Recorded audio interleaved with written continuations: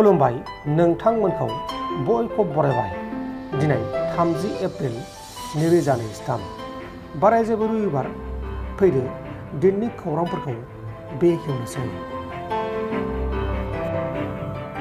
खामदों अर खामदों मानसि थैदों।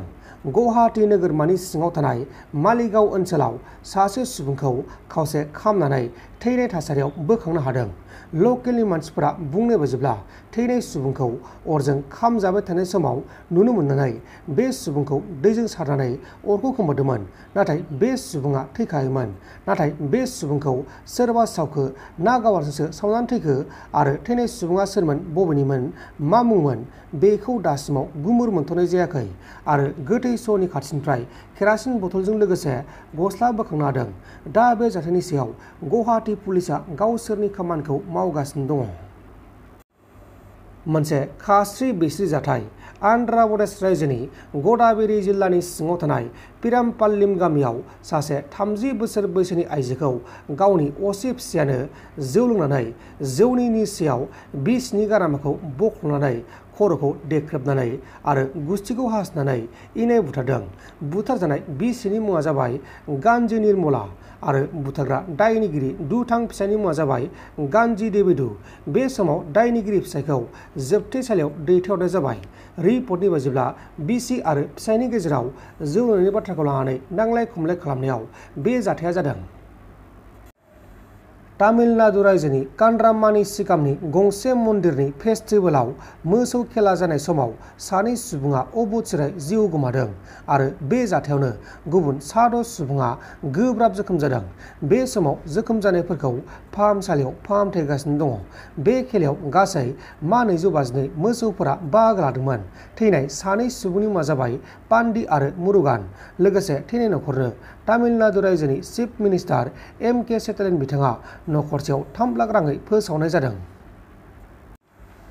दिनै मिरु जोबथेसालियाव बैसागो फांसन खुंगोन। अदेबानि एक्स NDFB बिथांमोननि थाखाय बे फांसनखौ खुंनाय जागोन।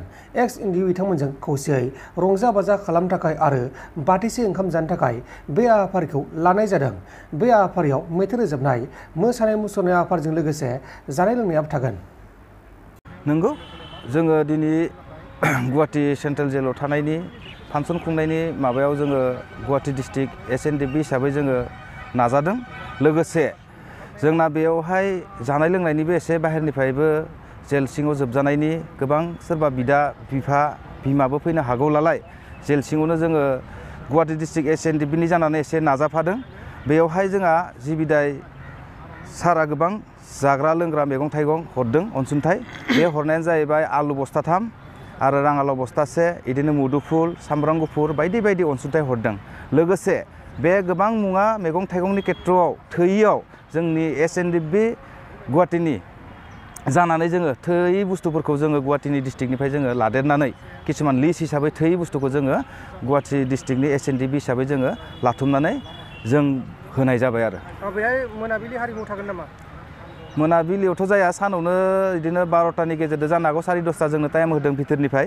लोगोसे बेयावहाय एसे रंजानायबो जागोन बेनो आरो। रोजाबगिरि महरै फैगोन नामा सोरबा? औ फैगोन बियो जोंना बिग्राय सार फैगोन आरो फुंजा सार फैगोन। बिथांमोनखौ लानानै जेल सिंनि गोबां जोंनि बर' सेंग्राफोर जेल जाना थानायफोरखौ रंजाहोनो थाखाय बिथां सानै गायकआ फैगोन आरो। नोंथाङा बेनि सायाव दुखु फोरमायनो सानो नामा? बिथांमोना जे जोबथेसालियाव जोबजानानै दङ बाहेरायाव ओंखारबोनो मोनाखै बिटा ग्रेप्तार जानानै थांबाय नाथाय बिथांमोना दासिमबो जोबथेसालियाव बैसागोखौ रंजानांगौ जादों। बेनि सायाव मोनसे बुंनो सानो? बे खोथायाथ' सैथो। जों दिनै गुवाहाटी डिस्ट्रिक्ट Ex NDFB जानानैल' बुंनाय खोथा नङा। गोबां रायजोआनो दिनै बेखौ मिथिगौ। जोंहा गोबां दुखु दं। जों दिनै गुवाहाटी डिस्ट्रिक्ट Ex NDFB जानानैबाबो जोंहा गोबां दुखु दं बुंनो सानबाबो बुंस'नो हाया। मानो होनोबा गोबां बर' रायजोआनो मिथिखानाय। दिनै बिसोरमोना जेनेबा जोंनि बायदि साननांगौबा जों दिनै गोबां बर' Ex NDFBफोरा रिलिफखौबो मोननाय जायाखै।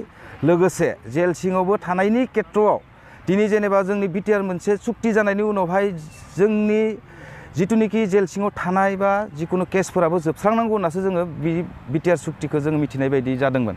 दिनै जों बे खोथाखौ जों एसेबां बुंस'नो हाला। जोंनि गोबां सिनियरफोर दङ बिथांमोनासो मोजां बुजिना मोनगोन। दिनै बे हाबाफारियाव जानाय लोंनायबो थागोन नामा?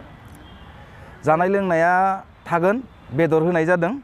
आरो जिथुनिखि जोंनि हिसाबनि माबा मोनसे हिसाब दङ माबा मोनसे रिक्वेस्ट जोङो एसेला साब्रै साबासो दजन बिजनसो जों सोनो जुजिनो हागौ खिन्थु लिस्ट हिसाबै जोंहा गोबां खम फैदों आरो ना 50 जन बा 60 जननि मानसि सोनायनिल' माबा फैदों पारमिसन खिन्थु जों बायदि मानसिफोरा थांबाथाय जाहैनो मोनगोन नामा भितरावहाय जिमान जन मानसि पारमिसन सोनाय जागोन बे हिसाबै जोङो जानाय लोंनायखौ भितरावनो खालामनाय जागोन आरो सोरबा गोसो गुदुङै फैनानै जुदि बाहेरायाव थानानैबाबो जेल सिंनि बिथांमोन सोरबा सेंग्रा लोगो हिसाबै लोगो हमनो सानदोंबाबो बाहेरनिफ्रायबाबो बिसोर रायलायनो हागोन आरो बाहेरायाव जोंनि गामिनिफ्राय सोरबा बिदा फंबाय बिमा बिबथै बियादै इदिनो सोरबा लोगो बन्धु फैनानै जुदि थाफैनानै बायचान्स भितराव हाबनो मोनाबाबो बाहेरायावहाय बिथांमोननि थाखाय जोङो पेकेट लान्च खालामनाय जागोन आरो गोजोननाय थाबाय नोंथांमोन दासिमनि माखासे खौरांफोरा बेखिनिनोमोन बेखिनिसिम नायनायनि थाखाय नोंथांमोननिसिम रोजा रोजा साबायखर गोजोन्थों एसेनोसै जै बर' हारिनि